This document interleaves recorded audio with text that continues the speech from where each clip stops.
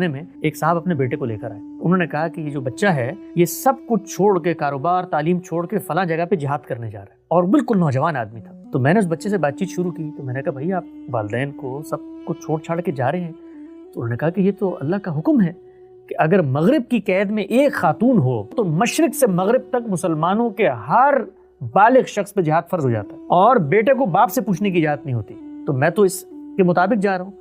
تو میں نے ان سے پلٹ کے پوچھا کہ یار جذبہ تو آپ کا ماشاءاللہ بڑا قابل قدر ہے، لیکن یہ جو دین سے منسوب آپ نے بات فرمائی ہے اور اتنا بڑی آپ قربانی دینے جا رہے ہیں، کیا کبھی آپ نے قرآن مجید کھول کے پڑھا ہے؟ آپ یقین جانیں اس کا جواب تھا میں نے قرآن کبھی نہیں پڑھا. میں نے کبھی قرآن نہیں پڑھا، لیکن جان دینے کے جذبے سے جا رہا ہے.